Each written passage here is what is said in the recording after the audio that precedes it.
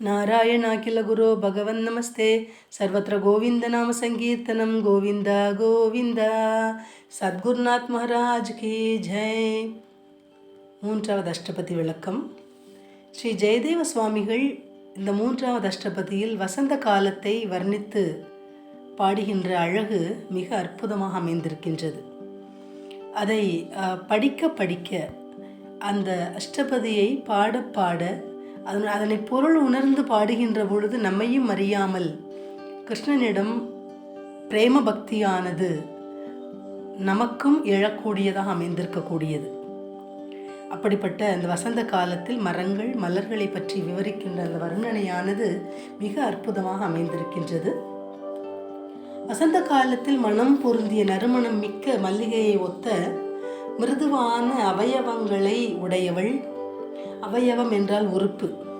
அவயவங்களை கொண்டவளும் பிருந்தாவனத்தில் பலவிதமாய் கிருஷ்ணனை பின்தொடர்ந்து செல்லக்கூடியவளும் தீவிரமான மனநோய் என்று சொல்லக்கூடிய மனோவியாக்குலம் என்று சொல்லக்கூடிய மனநோயால் பீடிக்கப்பட்டவளுமாக இருக்கக்கூடிய ராதையிடம் உடன் வந்த தோழியானவள் இவ்வாறு மதுரமான செய்திகளை எல்லாம் கூறுகின்றாள். என்ன செய்திகள்? அதை 8 ஸ்லோகங்களில் சிறப்பாக பாடுகின்ற அந்த பான்மையானது வியக்கத்தக்கதாக அமைந்திருக்கின்றது. மலர்களுடைய அழகை எப்படியெல்லாம் உமித்து செல்லுகின்றார், எப்படி உமைப்படுத்தி பாடுகின்றார் ஜெயதேவர் என்பதை இப்பொழுது நாம் பார்க்கலாம். முதல் ஸ்லோகம். லலித லவங்கலதா பரிசீலன கோமள மலைய சமீரே மதுகர நிகர கரம்பித கோகில கூஜித குஞ்ச குடீரே. லலித லவங்கலதா அப்படின்னா லலிதம் என்றால் லலிதமான மனோகரமான மனதை கவரக்கூடிய அப்படிங்கிற பொருள். லவங்கலதா, லதான்னா கொடி, லவங்கம்னா லவங்கம், கிராம்பு என்று சொல்லக்கூடிய அந்த லவங்கம். அது லவங்கமானது கொடி வகையை சார்ந்தது. அதனால் மனோகரமான மனத்தை ஈர்க்கக்கூடிய அந்த கிராம்பு கொடிகளை பரிசீலனம் ஸ்பர்சித்து கொண்டு அதை தழுவிக்கொண்டு தென்றல் காற்று வருடிக்கொண்டு செல்லுகின்றது. அந்த தென்றல் காற்றைத்தான் இங்கு கோமள மலைய சமீரே என்று பாடுகின்றது அஷ்டபதி. கோமள மலைய சமீரே மிருதுவான அந்த தென்றல் காற்றுடன் கூடியதும், அதாவது கிராம்பு கொடிகளுடைய அந்த நறுமணத்தை ஸ்பர்சித்து கொண்டு மிருதுவான தென்றல் காற்றானது வீசுகின்றது. அதோடு மதுக்கர நிகர குஞ்ச குட்டீரே, அதோடு எது இருக்கின்றது? மதுக்கரம் என்றால் வண்டுகள், தேன் வண்டுகளுடைய கூட்டத்தால் ஜங்காரம் என்று சொல்லக்கூடிய இந்த ரீங்காரம் செய்யப்பட்ட குஞ்ச குட்டீரே. குஞ்ச குட்டீரேனா குஞ்ச வீடுகள் அப்படின்னா கொடி வீடு. அந்த கொடி வீடுகளிலும் குட்டில்களிலும் குட்டீரே குட்டில்களிலும் கலந்து கோகில கூஜித்த சரச வசந்தே. கோகிலம் என்றால் கோகிலான்னா குயில், கோகிலம் குயில். அந்த குயில்களானதும் கூவுகின்றன. தேன் வண்டுகளுடைய ரீங்காரம் ஒரு பக்கம், கிராம்பு கொடிகளுடைய நறுமணத்தை ஸ்பர்சித்து கொண்டு தென்றல் காற்று வருகின்றது, குயில்களும் ஒரு பக்கம் கூவிக்கொண்டிருக்கின்றன. இவையெல்லாம் கலந்து வசந்த காலத்தில் இனிமையாக என்ன செய்கின்றான்? ஹரியாகிய ஸ்ரீ கிருஷ்ணன் விளையாடி கொண்டிருக்கின்றான். சரச வசந்தே ஹரிஹி இக விகரதி. ஹரியாகிய ஸ்ரீ கிருஷ்ணன் இங்கு விளையாடுகிறான். யாரோடு விளையாடுகின்றான்? யுவதி ஜனேன சமம். யுவதிகள் யார்? கோப யுவதிகளோடு. ஜனேன ஜனங்கள், கோப யுவதிகளாகிய அந்த ஜனங்களுடன் சமம் சரிசமமாக நிருத்யதி நர்த்தனம் செய்கின்றான்.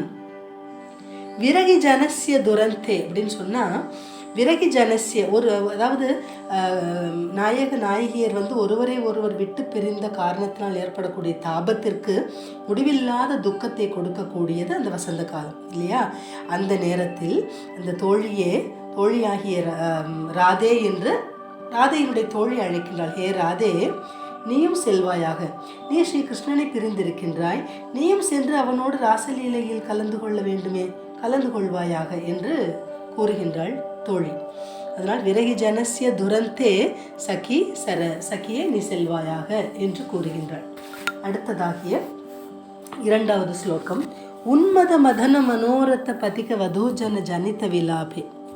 உன்மத மதன மனோரத அப்படின்னு சொன்னால் உன்மதமான மிகுந்த மதன மனோரதம், மன்மதனுடைய மனோரதம், அவனுடைய ஆசையை நிறைவேற்றுகின்ற அவனுடைய ஆசையினால், அந்த மதனனுடைய இச்சையினால் பதிக வதூஜனம் அப்படின்னா, வதூஜனம்னா வதுன்னா பெண், பெண் கூட்டம் என்று பொருள். பதிக வதூஜனம்னா அந்த வழியில் கோபஸ்திரீகளால் எழுப்பக்கூடிய எழுப்பக்கூடிய செய்யப்படுகின்ற விலாப்பே தீனஸ்வரம் எழுப்புகின்ற அந்த கோபியர்கள் எழுப்பக்கூடிய அந்த ஓசை நிரம்பியதாக இருக்கக்கூடியது. வகுள கலாபேன, வகுள மரம்னா மகிழ மரம். அந்த மகிழ மரத்தினுடைய கிளைகளில் நிராகுல நிறைந்திருக்கின்ற குசும சமூகம், குசுமம்னா பூக்கள், சமூகம்னா கூட்டம், பூங்கொத்து என்ற பொருளை தரக்கூடியது. அந்த குசும சமூக என்று சொன்னால் அந்த பூங்கொத்துகளை, அதாவது மகிழ மரத்தினுடைய கிளைகள் நிறைந்திருக்கக்கூடிய அந்த பூங்கொத்துகளை எவையெல்லாம் மொய்த்திருக்கின்றன? தேன் வண்டுகள் மொய்த்திருக்கின்றன. அழிக்குல சங்குல, அழின்னா வண்டு, அழிக்குலம்னா வண்டு கூட்டமானது மொய்த்திருக்கின்ற அந்த வசந்த காலத்தில் ஹரிஹி விஹரதி, ஸ்ரீ கிருஷ்ணனானவன் ராசலீலையில் விளையாடி கொண்டிருக்கின்றான், ஈடுபட்டு கொண்டிருக்கின்றான். 3வது ஸ்லோகம். மிருகமத ரபச சௌரப. மிருகமத சௌரப ரபச என்பதை ரபச சௌரப என்று மாற்றி பொருள் கொள்ளணும். மிருகமதம் என்பது, மிருகம் என்பது மான், மானினுடைய வயிற்றிலிருந்து கிடைக்கக்கூடியது கஸ்தூரி. அந்த மிருகமத என்பது கஸ்தூரியினுடைய, ரபச சௌரப நல்ல மிகுதியான, சௌரபம் என்றால் நறுமணம், மிகுதியான நறுமணத்திற்கு வசம்பத ஆட்பட்டவரையும் வசப்பட்டவரையும் கூட நவதள தமாலே மாலை, நவதள மால தமாலை என்பது நவதள தமாலே மாலை என்று மாற்றிக்கொள்ள வேண்டும்.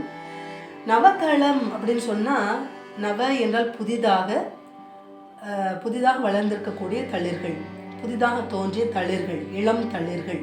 அந்த இளம் தளிர்களை கொண்ட தமால புஷ்பங்களுடைய மாலையை இளம் வயதினர் அணிந்திருக்கின்றார்கள்.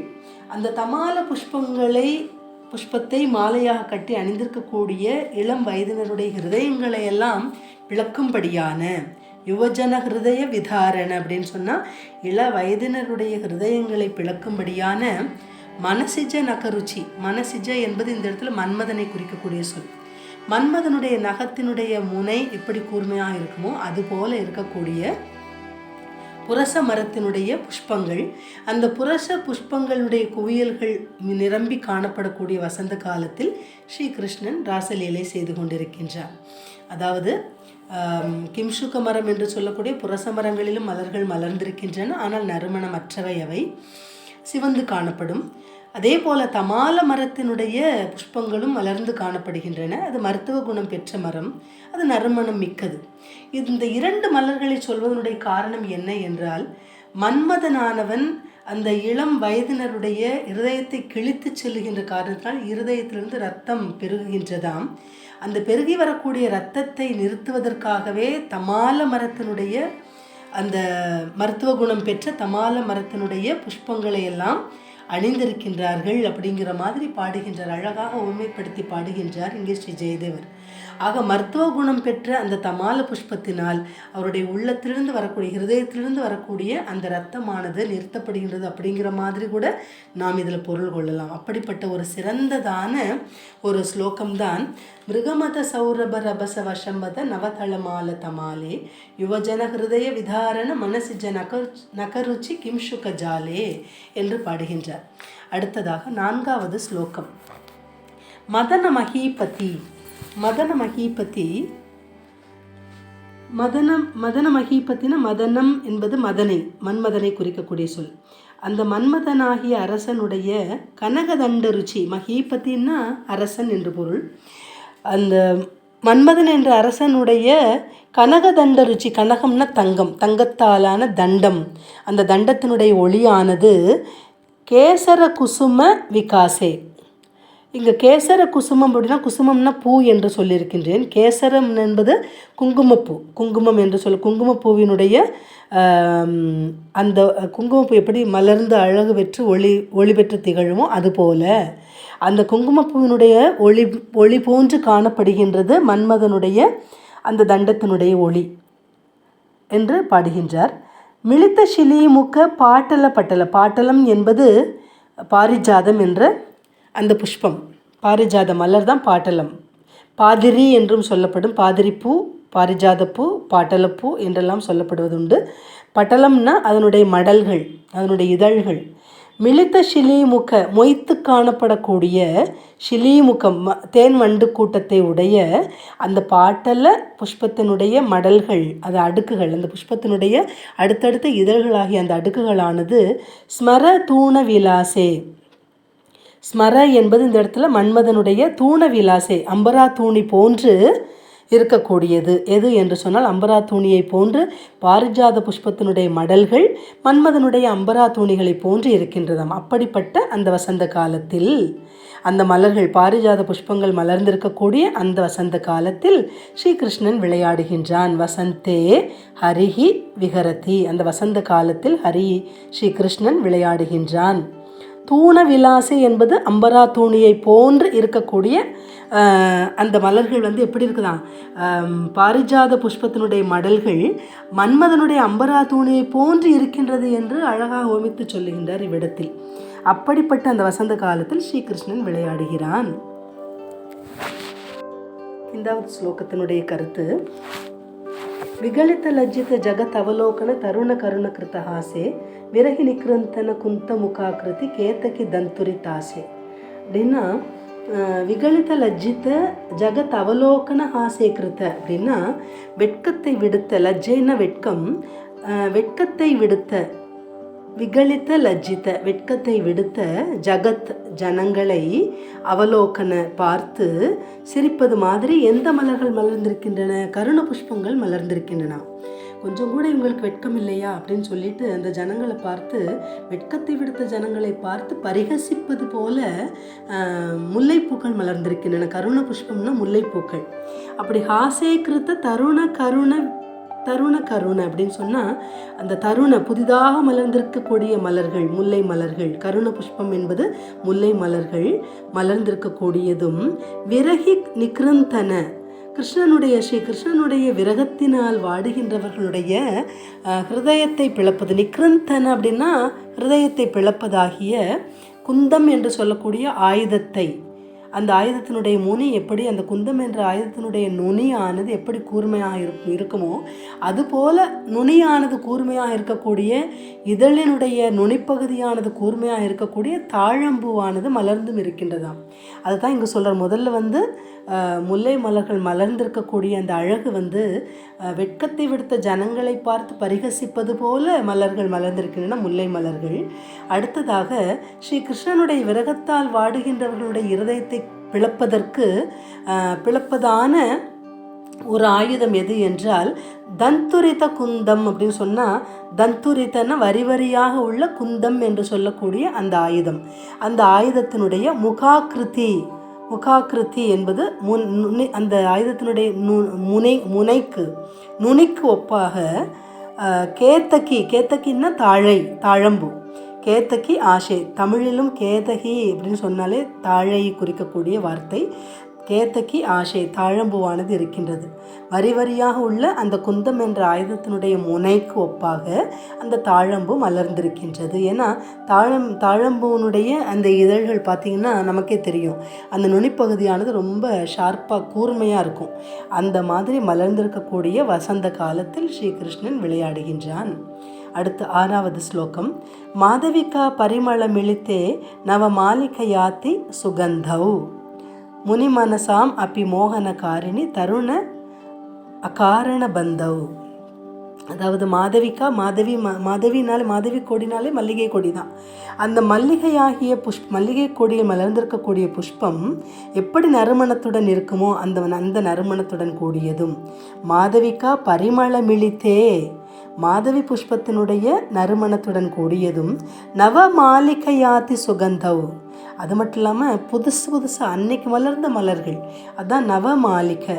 நவ அப்படின்னா புதிதாக மலர்ந்த அந்த மல்லிகையினுடைய நறுமணத்துடன் கூடியதும், முனி மனசாம் அப்பி மோகனகாரிணி அப்படின்னா இங்கே முனி என்பது முனிவர்கள், அவர்களுடைய மனதையும் கூட மோகிக்க செய்யக்கூடியது. முனிவர்கள் எப்பொழுதுமே இந்திரிய நிகிரகம் செய்தவர்கள் இல்லை, ஐம்புலன்களையும் அடக்கியவர்கள் முனிவர்கள். அவர்களுடைய மனதையும் கூட மோகிக்க வைப்பது, ஆசையை தூண்டக்கூடியதாக இருப்பதும், தருண அகாரண பந்தவ், இளம் வயதினருக்கும் இயற்கையாகவே விரும்பத்தக்கதுமாக இருக்கக்கூடிய அந்த வசந்த காலம். ஏன்னா அந்த வசந்த காலத்தில் மல்லிகை மலர்கள் மலர்ந்திருந்தால் இந்த நறுமணம் எல்லோரையும் ஈர்க்கக்கூடியதாக அமைந்திருப்பது, முனிவர்களுடைய மனதையும் ஈர்க்கக்கூடியது, இளம் வயதினரை இயல்பாகவே ஈர்க்கக்கூடியது, அதே நேரத்தில் முனிவர்களுடைய மனத்தை கூட மோகிக்க செய்யக்கூடியதாக இருக்கின்றது. அப்படிப்பட்ட வசந்த காலத்தில் ஸ்ரீகிருஷ்ணன் ராசலீலை செய்கின்றான் என்று பாடுகின்றார் இந்த 6வது ஸ்லோகத்தில். ஆக மாதவி புஷ்பத்தின் நறுமணத்துடன் கூடியதும், நவ மாலிகையாதி சுகந்தவ், புதிதாக மலர்ந்த மல்லிகையின் நறுமணத்துடன் கூடியதும், முனிமனசாமப்பி மோகனகாரிணி, முனிவர்களுடைய மனதையும் மோகிக்க செய்யக்கூடியதும், தருண அகாரண பந்தவ், இளம் வயதினருக்கும் இயற்கையாக விரும்பத்தக்கதுமாக இருக்கக்கூடிய அந்த வசந்த காலத்தில் ஸ்ரீகிருஷ்ணன் விளையாடுகிறான் என்று 6வது ஸ்லோகத்தில் பாடுகிறார் ஸ்ரீ ஜெயதேவர். அடுத்து 7வது ஸ்லோகம். ஸ்புரத் அதிமுக்த லதா பரிரம்பண, ஸ்புரத் அதிமுக்த லதா பரிரம்பண முகுளித புளகித சூத்தே பிருந்தாவன விபினே பரிசர பரிகத யமுனா ஜலபூத்தே. ஸ்புரத் அதிமுக்த லதா பரிரம்பண, அதாவது எல்லா பற்றுக்களையும் துறந்து மரத்தினுடைய பற்றுதலை மாத்திரம் விரும்பக்கூடிய அசைந்தாடக்கூடிய கொடிகள், அந்த கொடிகளால் ஆலிங்கனம் செய்யப்பட்ட மரங்கள் மாமரங்கள் அந்த பிருந்தாவன காட்டில் இருக்கின்றன. அந்த கொடிகள் ஆலிங்கனம் செய்ததினால், மரத்தை ஆலிங்கனம் செய்ததினால், அந்த மாமரத்தை ஆலிங்கனம் செய்ததினால் அது மயிர்கூச்செறிந்து, புலகாங்கிதத்தினால் மயிர்கூச்செறிந்திருக்கின்றதாம். அந்த மயிர்கூச்செறிந்ததனுடைய அடையாளமாகத்தான் மாமரத்தில் பூக்கள் மலர்ந்திருக்கின்றன. முகுளித்த புளக்கித்த சூத்தே, முகுளித்தம் அப்படின்னா முகிழ்த்திருக்கக்கூடிய, பூத்திருக்கக்கூடிய, புளக்கித்த சூத்தே, புலகாங்கிதத்தினால் பூத்திருக்கக்கூடிய சூத்தே, சூத்தே என்பது அந்த மாமரத்துடன் கூடியதுமாக இருக்கக்கூடிய பிருந்தாவன விபினே, பிருந்தாவன காட்டில் பரிசர பரிகத யமுனா ஜல பூத்தே. பரிசரம் என்றால் அங்கு திரிந்து கொண்டிருத்தல், எல்லா இடத்திலும் திரிகின்ற, சமீபத்தில் எங்கும் பரிகதம் பிரவகிக்கின்ற, அதாவது எங்கும் பிரவாகித்து செல்லக்கூடிய, எல்லா இடத்திலும் பிரவாகித்து திரிந்து செல்லக்கூடியதாகிய யமுனா ஜலத்தினால் பரிசுத்தம் செய்யப்பட்டதாக இருக்கக்கூடிய அந்த வசந்த காலத்தில் வசந்தே ஹரிஹி விஹரதி, ஸ்ரீகிருஷ்ணன் விளையாடுகின்றான், ராசலீலை செய்கின்றான். ஆக அனைத்து பற்றுக்களையும் துறந்து மரத்தினுடைய பற்றுதலை மாத்திரம் விரும்பக்கூடிய அசைந்தாடக்கூடிய கொடிகளால் ஆலிங்கனம் செய்யப்பட்டவை மாமரங்கள். அந்த மாமரங்கள் தன்னை ஆலிங்கனம் செய்ததினால், கொடிகள் தன்னை ஆலிங்கனம் செய்த காரணத்தினால் புலகாங்கிதம் அடைந்தனவாம். புலகாங்கிதம் அடைந்ததினால் அதில் மலர்ந்திருக்கின்ற மலர்கள் மாம்பூக்கள். அந்த மயிர்கூச்செறிதலுக்கு அடையாளமாக பூக்கள் மலர்ந்திருக்கின்றன என்று பாடி அழகானது, அற்புதமாக இருக்கின்றது. விடத்தில் யாரும் இதை பற்றி சிந்திக்காத ஒரு அழகான உவமை என்றுதான் கொள்ள வேண்டும். அடுத்ததான பாடல் 8வது. இந்த அஷ்டபதியினுடைய பலஸ்ருதியாக அமைந்திருப்பது. இந்த அஷ்டபதியை பாடுவதனால் என்ன பலன்? இதை பாடுவதனால் பிருந்தாவன காட்டினுடைய வர்ணனையாக ஸ்ரீ ஜெயதேவரால் பாடப்பட்ட இந்த பாடலை பாடுகின்ற காரணத்தினால் என்ன நமக்கு பலன் கிட்டும், எந்த மாதிரி பலனை நாம் அடையலாம் என்று சொன்னால், ஸ்ரீ கிருஷ்ணனுடைய பாதார விந்தங்களை திரும்ப திரும்ப நினைக்க செய்யக்கூடியதாக இருக்கக்கூடியது இந்த அஷ்டபதி. இதை ஸ்ரீ ஜெயதேவ பணிதமிதம் உதயதி ஹரிச்சரண ஸ்மிருதி சாரம் சரச வசந்த சமயவன வர்ணனம் அனுகத மதன விகாரம். அனுகத மதன விகாரம், அனுகதம் என்பது அந்த மன்மத அவஸ்தையினால் ஏற்படக்கூடிய மனமாற்றங்களை வர்ணிக்கக்கூடியதும், சரச வசந்தம் என்றால் இனிமையான இந்த வசந்த காலத்தினுடைய வன வர்ணனம், பிருந்தாவன காட்டினுடைய வர்ணனையாக ஸ்ரீ ஜெயதேவ பணிதம் இதம் ஹரிச்சரண ஸ்மிருதி. ஸ்ரீ ஜெயதேவ பணிதம் இதம் என்றால் இந்த ஸ்ரீ ஜெயதேவரால் கூறப்பட்ட இந்த பாடல், இதம் இப்பாடல் ஹரிச்சரண ஸ்மிருதி சாரம் என்று சொன்னால், ஹரிச்சரண ஸ்மிருதி சாரம் உதயத்து என்றால் ஸ்ரீ கிருஷ்ணனுடைய பாதார விந்தங்களை, அவனுடைய சரணங்களை நினைக்க செய்யக்கூடிய பலன் உடையதாக, சாரம் என்பது பலன் உடையதாக உதயத்தி விளங்குகின்றது என்று இந்த அஷ்டபதியினுடைய பலஸ்ருதியாகவும் இதை பாடுகின்றார் ஸ்ரீ ஜெயதேவர். ஸ்ரீ நாராயண அகில குரு பகவன் நமஸ்தே. சர்வத்திர கோவிந்த நாம சங்கீர்த்தனம். கோவிந்த கோவிந்த கோபிகா ஜீவனஸ்மரணம். கோவிந்த கோவிந்த.